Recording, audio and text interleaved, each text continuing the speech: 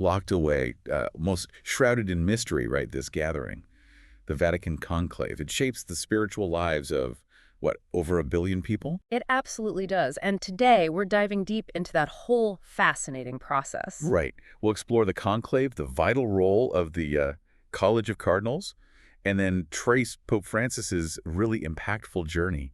Consider this your fast track, you know? Yeah, a shortcut to understanding these, well, central pillars of the Catholic Church. And it's quite remarkable how infrequently this actually happens. That's a good point. I mean, a conclave is only triggered by the death of a pope or, well, as we saw back in 2013 with Benedict XVI, a resignation. Which was huge news at the Oh, time. massive. A pope stepping down, first time in nearly 6 centuries. That alone really underscores the profound historical weight whenever a conclave is called. Okay, let's begin by unpacking the conclave itself then. Even the name conclave sort of hints at its nature, doesn't it? It does. It's rooted in Latin, cum clave, Meaning? literally with a key. Ah, so they're actually locked in. That's precisely it. Once the conclave starts, the cardinal electors are physically locked inside until they reach a decision. Wow. And their singular mission, obviously, is electing the next pope. Yes, but it's really crucial to see this as far more than just, say, a political election. Okay. The church views it as a period of intense spiritual discernment. Discernment. Yeah. The cardinal electors, there's a cap, 120 or fewer, all under 80 years old. They aren't just casting votes, they're engaged in this process of trying to seek divine guidance. And the secrecy around this whole thing is, well, legendary. It's extraordinary. These cardinals, they take a solemn oath. Their deliberations happen in isolation, mainly at the Domus Sanctae Marcae, this guest house inside the Vatican. Right. And the voting itself, that happens in the Sistine Chapel. Correct. Under Michelangelo's Last Judgment. Can you imagine the atmosphere, the weight of that decision being made right there? It's hard to fathom. It really highlights the intersection of the human and the spiritual, like you said. Absolutely. And interestingly, there's a deliberate absence of, open campaigning or lobbying. No campaign posters then. Definitely not. Instead, the atmosphere is described as more about hushed conversations, lots of prayer, and individual reflection among the electors. So who are these individuals, the ones given this huge task of choosing the next pope? That brings us to the College of Cardinals. Right. Often called, with a title that carries its own weight, Princes of the Church. Princes of the Church. Okay. Their main job is advising the Pope, day to day.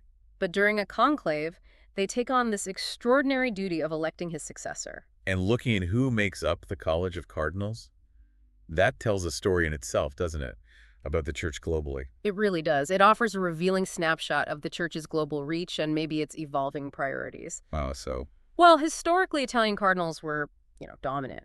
But especially leading up to the 2013 conclave, we saw a significant shift. More representation from elsewhere. Exactly. A big increase in cardinals from Africa, Asia, Latin America.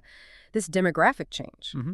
It suggests, potentially, a future where issues important in those regions, things like poverty, social justice, maybe interfaith dialogue in very diverse cultures, could become even more central to the Church's global focus. That makes sense. And even their robes, the red attire, that has meaning too, right? It does. That striking red color symbolizes their readiness to defend the faith, even to the point of shedding their blood martyrdom. Wow.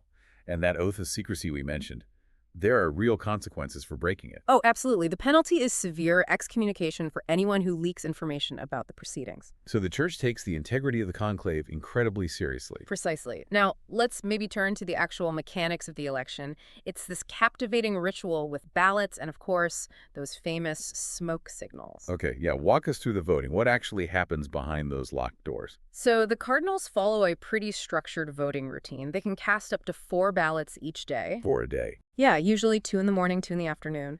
After each round, or sometimes after 2 rounds, the paper ballots are collected carefully. And then burned. Exactly. Burned in a special stove installed right there in the Sistine Chapel. And that's where the smoke signals come from. Ah, the famous black and white smoke. Everyone waits for that. What do they signify? Well, if no candidate gets the required 2/3 majority vote. Which is needed to win. Yes, a 2/3 majority. If they don't reach that, the ballots are burned. And traditionally, something like damp straw or a chemical is added to make the smoke black. Signaling. Signaling to the world outside, waiting in St. Peter's Square and watching globally, that no pope has been elected yet. Okay.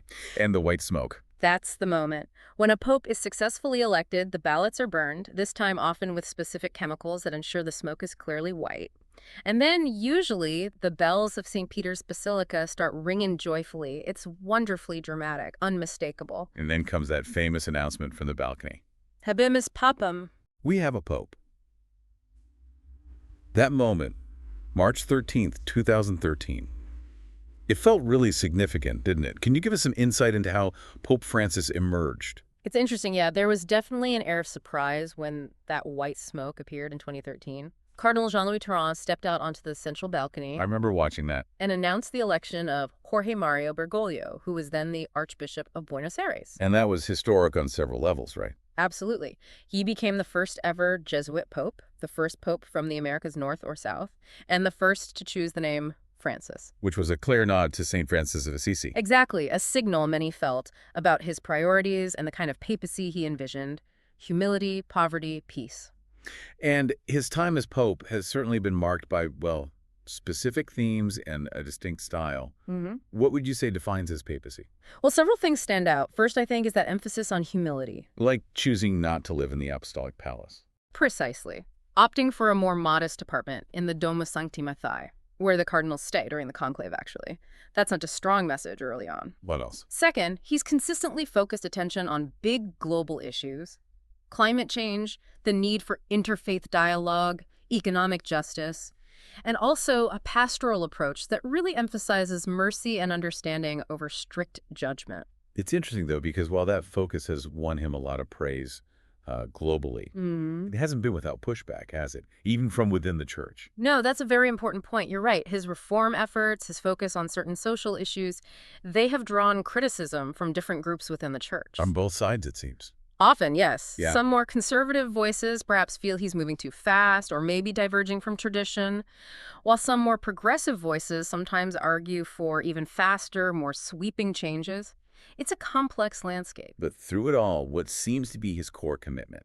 I think throughout his papacy, his central message seems to remain consistent with what he himself has often said: building a church of the poor for the poor. So looking ahead now, what comes next?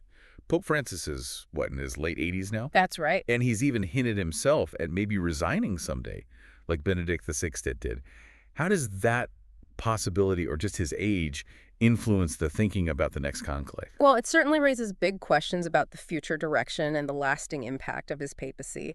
A key factor here is that he has appointed a very large majority of the current cardinal electors. How many are we talking? Over 70% at this point, more than 2/3. Wow. So the men who will choose the next pope were mostly appointed by him. Exactly. This means the next conclave will largely be composed of individuals who, to varying degrees, likely share or at least understand his vision for the church.